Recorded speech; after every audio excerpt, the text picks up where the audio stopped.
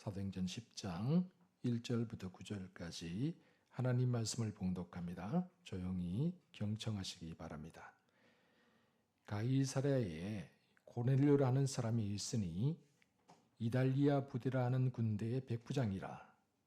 그가 경건하여 온 지방과 더불어 하나님을 경외하며 백성을 많이 구제하고 하나님께 항상 기도하더니 하루는 제9시쯤 되어 환상 중에 밝히 보매 하나님의 사자가 들어와 이르되 고넬료야 하니 고넬료가 주목하여 보고 두려워 이르되 주여 무슨 일이니까?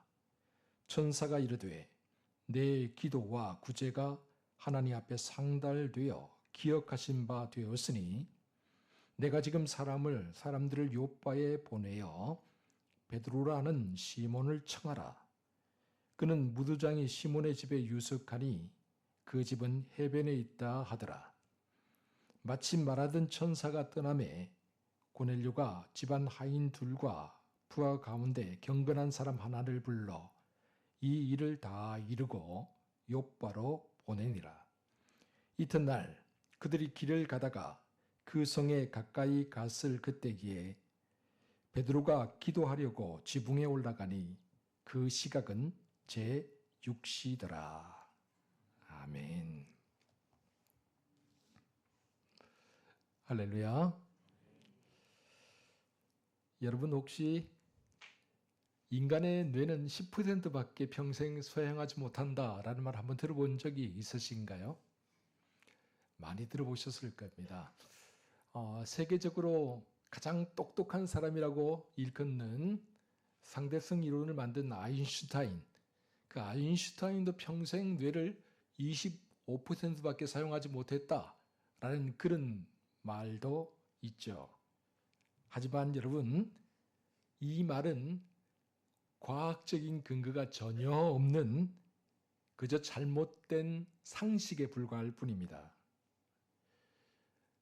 과학자들이 하면 우리 뇌는 우리가 잠을 자고 있는 동안도 활동을 하고 우리가 깨어 있는 동안에는 우리가 사용할 수 있는 100%의 활용을 다 하고 있다. 그렇게 이야기들 하죠. 그럼에도 불구하고 한번 굳어진 생각들은 쉽게 바뀌지를 않습니다. 제가 이렇게 설명했는데도 몇 달 뒤에 또 이야기를 들어보면 사람은 뇌를 겨우 10%밖에 사용을 못한대. 많이 쓰는 사람이라고 해봐야 겨우 25%만 사용한대. 이렇게 이야기하는 사람들이 또 있습니다. 이처럼 한번 고정된 우리의 생각, 뿌리 깊이 내린 편견은 쉽게 바뀌질 않습니다. 그런데 우리가 의외로 이런 고정된 생각들, 편견에 사로잡혀서 살아갈 때가 많다는 사실이죠. 저 사람은 분명히 이럴 거야. 이 일은 꼭 이렇게 해야 돼. 그리고 내가 살아보니까 이게 맞아. 이처럼 우리는 무의식 중에 우리만의 기준을 가지고 사람을 재고 세상을 판단하면서 살아가고 있는 것이죠. 피부의 벽, 문화의 벽, 학력과 직업의 벽, 경제적 수준의 벽, 남과 북의 장벽, 심지어 교회 안에서 영적인 편견의 벽에 이르기까지 우리는 수많은 편견과 선입견에 둘러싸여서 살아가고 있습니다. 그리고 이 벽들은 복음의 흐름을 가로막고 하나님의 사랑과 능력을 제한시키기도 하죠. 오늘 본문을 보면 이 벽에 갇혀서 살았던 두 사람의 이야기가 나오고 있습니다. 베드로와 고넬료의 이야기죠. 베드로는 예수 믿고 구원받은 하나님의 사람이었지만 여전히 유대인이라는 편견, 그 편견에 사로잡혀서 살았던 사람이었고 고넬료도 하나님을 경외하는 사람이었지만 이방인이라는 이유로 구원의 대상에서 제외되었던 그런 사람이었죠. 하나님은 이 두 사람의 극적인 만남을 통해서 유대인과 이방인들을 가로막고 있던 편견의 벽을 허무셨습니다. 그리고 온 세상으로 복음이 전파되는 위대한 역사를 시작하셨죠. 먼저 우리가 고넬료를 한번 살펴볼까요? 고넬료는 로마 군대의 백부장이었습니다. 우리 본문 1절 함께 읽어보도록 하겠습니다. 시작. 가이사라에 고넬료라 하는 사람이 있으니 이달리아 부대라 하는 군대의 백부장이라. 이달리아라고 하죠. 그죠? 이 로마를 가리킵니다. 로마 군대의 백부장이었다. 당시 이스라엘은 로마의 식민 지배를 받고 있었죠.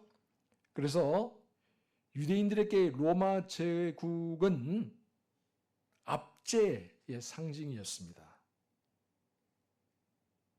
핍박을 하는 사람들이었죠. 우리나라가 일제 식민지 지배를 당하면서 그 당시에 우리나라 모든 사람들이 일본을 생각하면 원수, 그렇게 생각했던 것과 똑같은 이치다라고 생각하면 되겠습니다.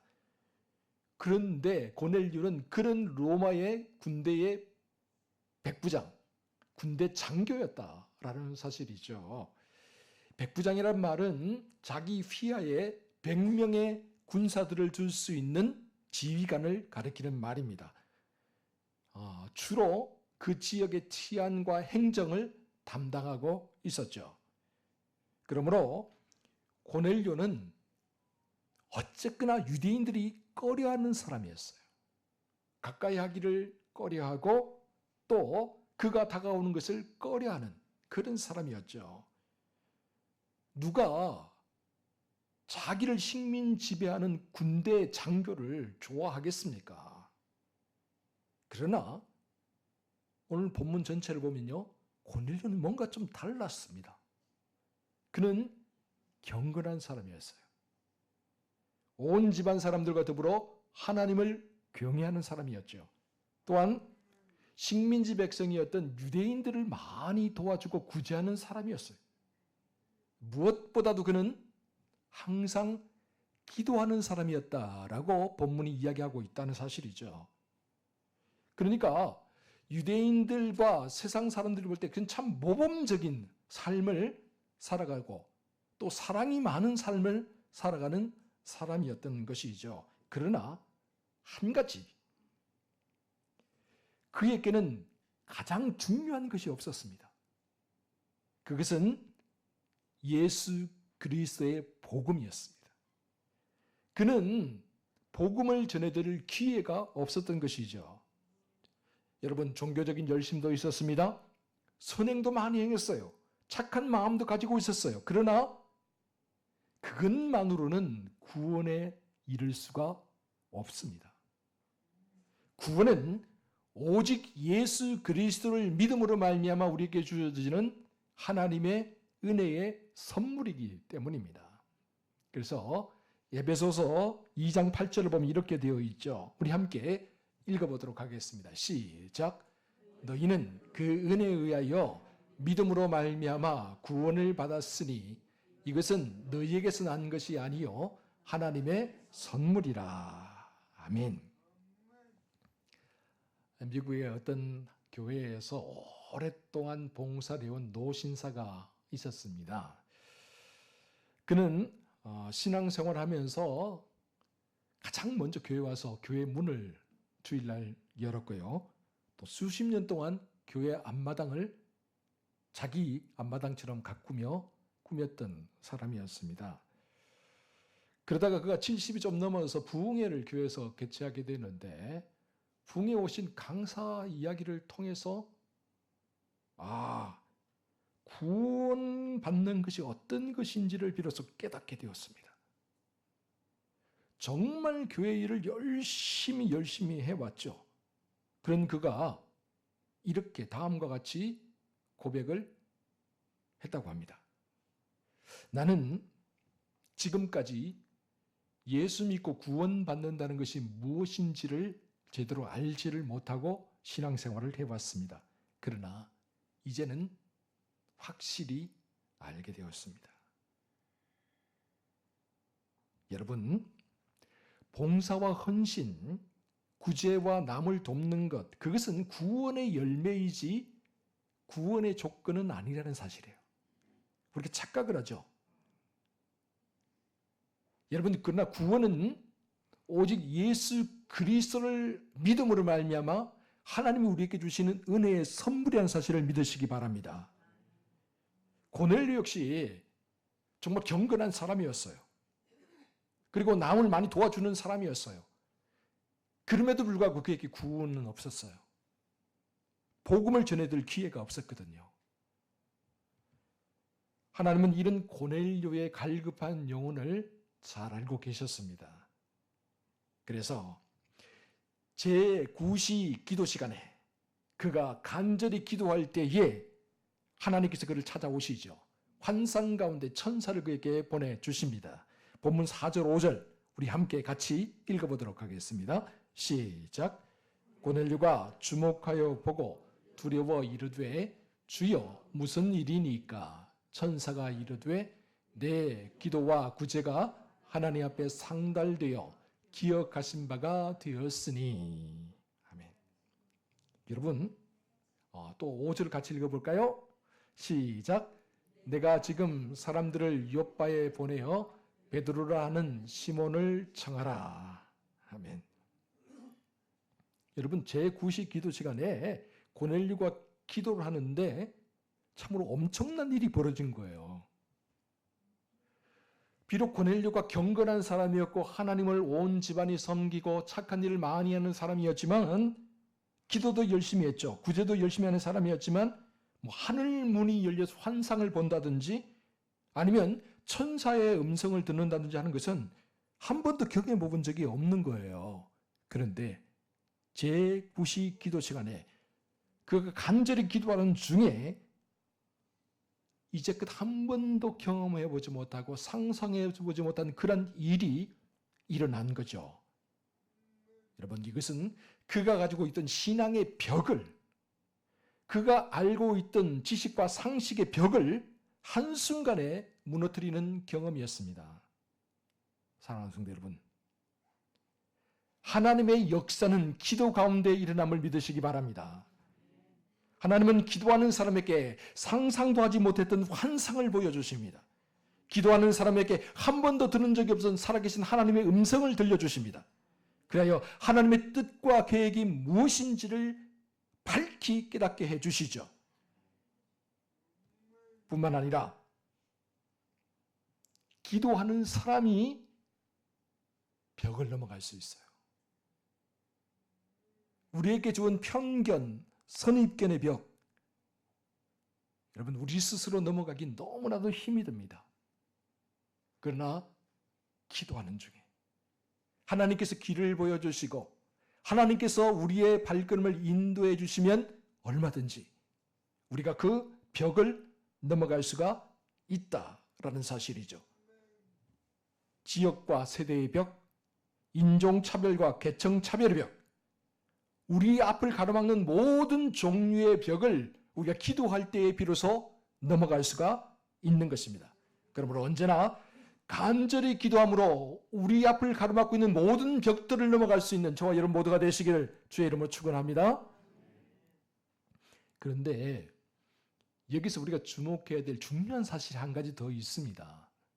그것은 기도하는 사람들은 서로 연결되어 있다는 사실이에요. 다시 말해서 믿는 성도들은 기도의 끈으로 연결이 되어 있어서 거리와 지역이 문제가 되지 않습니다. 시간과 장소가 문제가 되지 않아요.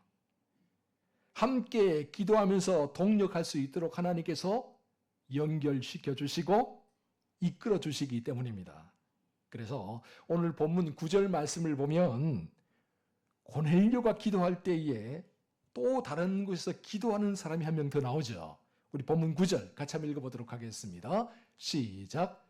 이튿날 그들이 길을 가다가 그 성에 가까이 갔을 그때에 베드로가 기도하려고 지붕에 올라가니 그 시각은 제6시더라. 아멘.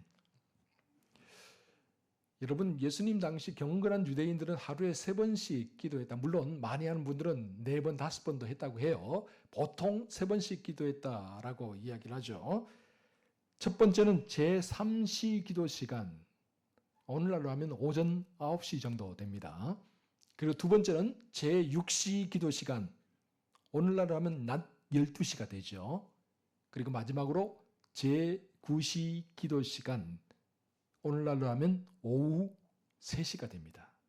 이렇게 하루에 3번 기도 시간이 되면 예루살렘에 트럼펫 소리가 쫙 울려 퍼집니다.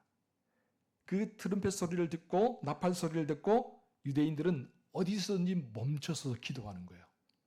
특별히 우리 마태복음 5장, 6장, 7장을 보면 예수님께서 산상수훈을 하시면서 말씀하시잖아요. 바리새인들, 서기관들은 그때가 되면 꼭 어디를 찾아가냐? 시장을 찾아가요. 왜요? 그 시장에서 트럼펫 소리가 딱 울리면 어떻게 할까요? 그 자리에 딱 멈춰서서 아주 경건한 모습으로 기도드리는 모습을 딱 보여주는 거예요. 그래서 주님께서 말씀하세요. 이 위선자들, 외식하는 자들. 왜요? 골방에 들어가서 기도할 생각을 해야지. 사람들에게 보여주기 위해서 지금 기도하느냐. 그렇게 나무랐던 것을 우리가 기억하게 됩니다.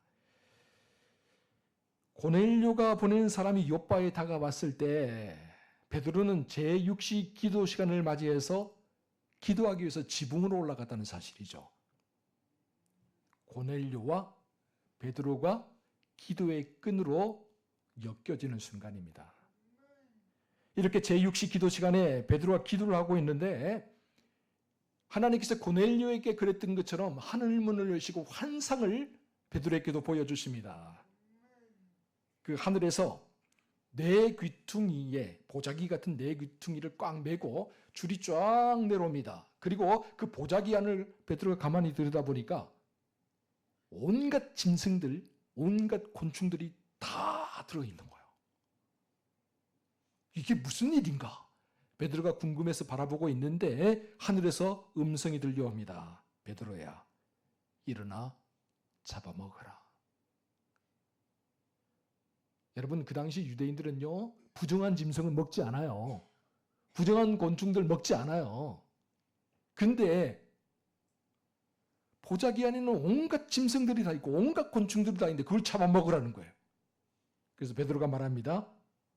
주여, 그럴 수 없습니다. 나는 지금까지 율법이 부정하다고 하는 것을 먹어본 적이 없습니다. 베드로는 지금 율법이라는 편견, 유대계의 전통이라는 선입견에 꽉 사로잡혀 있었던 거예요. 그것을 넘어갈 수 없다고 말하고 있는 거예요. 그것은 부정하기 때문에, 그것은 율법이 허락하지 않기 때문에 이 벽을 넘어갈 수 없습니다. 라고 단호하게 이야기하고 있는 것이죠. 그럼에도 불구하고 하늘에서 또다시 말씀이 울려오죠. 하나님께서 깨끗하다고 하신 것을 어찌하여 내가 속되다고 말을 하느냐.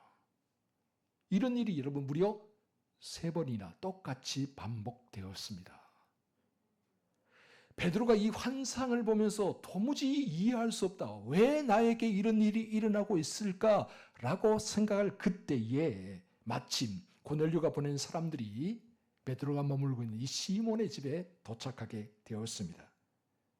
그러자 성령께서 베드로에게 감동을 주십니다. 우리 본문 좀 밑인데요. 사도행전 10장 20절 함께 읽어봅니다. 시작. 일어나 내려가 의심하지 말고 함께 가라. 내가 그들을 보내었느니라 하시니. 아멘. 베드로가 처음 망설였을 거예요. 왜요? 당시 정통 유대인이 이방인의 집에 들어가서 이방인들과 함께 이야기를 나누거나 식사를 한다는 것은 상상도 할 수 없는 일이었거든요. 이것은 율법을 범하는 거예요. 부정하게 되는 거예요. 그렇기 때문에 정통 유대인들은 이방인들과 함께 절대 식사하는 법이 없어요. 그 집에 들어가는 법도 없어요. 그러나 베드로는 하나님의 음성을 듣고 그 말씀에 순종하며 나아갑니다. 비록 자기가 알고 있는 율법과 전통에 어긋나는 일이었지만, 비록 베드로의 상식과 경험으로는 이해할 수 없는 일이었지만, 그러나 베드로는 하나님 말씀에 순종했고 성령의 이끄심에 순종했습니다. 그러고 보면 고넬료 역시 마찬가지 아니었을까 하는 생각을 해봅니다. 여러분, 천사가 고넬료에게 저 요바의 시몬의 집에 가 사람을 보내어서 베드로를 초청해라 그렇게 이야기했을 때 순종한다는 게 쉽지 않았을 거예요. 그죠? 누군지 알지도 못하잖아요. 정말 그 사람이 있는지 없는지 어떻게 알아요? 그것도 알 수 없는 일이잖아요. 그런데 고넬료는 토시 하나 달지 않아요. 그 즉시로 순종했습니다. 베드로가 일어나 의심하지 말고 가라라는 그 말씀에 순종했던 것처럼 고넬료도 역시 마찬가지로 천사의 말에 그대로 순종했다라는 것이죠. 이처럼 기도하는 사람 베드로와 기도하는 사람 고넬료가 하나님 말씀이기에 비록 지금 당장은 이해가 되지 않고 받아들이기 힘들다 할지라도 그대로 믿고 따르고 순종했던 것입니다. 그리고 이러한 베드로와 고넬료의 순종을 통해서, 이 두 사람의 순종을 통해서 하나님께서는 참으로 놀라운 역사를 만들어 가셨습니다. 여러분, 베드로와 고넬료의 순종은 단순한 순종이 아닙니다. 이것은 유대인과 이방인을 갈라놓는 견고한 편견과 선입견의 벽을 넘어서는 첫 발걸음이었습니다. 이 순종의 한 발걸음이 초기 교회의 지형을 바꿔놓게 됩니다. 초기 교회의 근간과 디딤돌을 새롭게 놓게 되는 그런 순종입니다. 나아가 이 순종 한 분으로 말미암아 온 세상으로 복음이 흘러들어가도록 선교의 문을 활짝 열어놓게 되죠. 미국 남부의 한 마을에 두 개의 교회가 있었다고 합니다. 하나는 백인들이 모여서 예배드리는 백인교회, 다른 하나는 흑인들이 모여서 예배드리는 흑인교회, 한 마을에 두 개의 교회가 있었던 거죠. 근데 어느 날 강력한 허리케인이 와서 마을을 휩쓸어 버렸어요. 그래서 집도 날아가 버리고 교회도 역시 마찬가지로 두 개 다 날아가 버리고 말았다고 합니다. 그러자 흑인교회 목사님이 백인교회 목사님을 찾아와서 이렇게 말을 했다고 하죠. 형제요, 이제 우리 함께 예배드립시다. 교회 건물은 무너졌지만 우리 주님은 여전히 살아계십니다. 그날 이후 두 교회 성도들이 한 장소에 모여서 예배를 드렸습니다. 그러면서 두 개의 교회 성도들이 힘을 합쳐서 교회당을 세우기 시작했죠. 그렇게 예배당 건물을 세운 후에도 그들은 백인과 흑인이 한 예배당에 모여서 예배를 드리게 되었다고 합니다. 서로의 찬송을 배웁니다. 서로의 기도를 나눕니다. 그리고 서로의 눈물을 닦아주고 서로의 손을 잡아 주었습니다. 오랜 시간이 지난 후에 성도들은 이렇게 고백을 했다고 합니다. 허리케인이 교회 건물을 무너뜨린 줄 알았는데 사실은 하나님께서 우리가 가지고 있는 편견의 벽을 무너뜨렸습니다. 사랑하는 성도 여러분, 우리 안에 여전히 저 사람은 안 돼, 그런 생각을 가지고 있는 것은 아닙니까? 나와 다르다는 이유로, 내 기준에 맞지 않다는 이유로 지금도 우리가 스스로 편견과 선입견을 쌓아 올리고 있는 것은 아닙니까?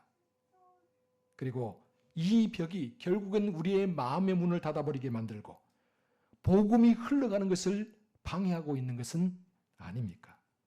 그렇다면 이제 이 벽을 오늘 주님 앞에 내려놓으시기 바랍니다.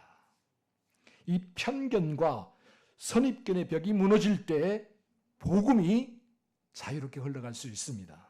그리고 이 편견의 벽이 무너지게 될 때 하나님의 나라가 크게 확장될 수 있습니다.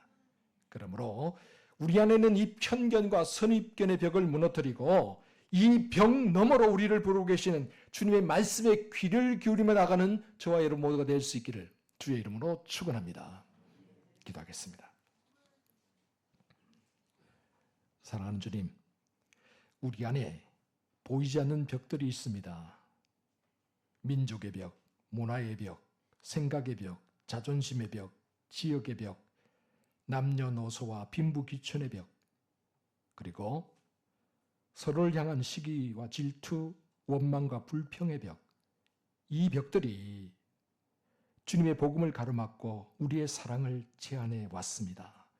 그러나 이제는 우리 안에 있는 이 벽들을 허물어버리게 하여 주옵소서.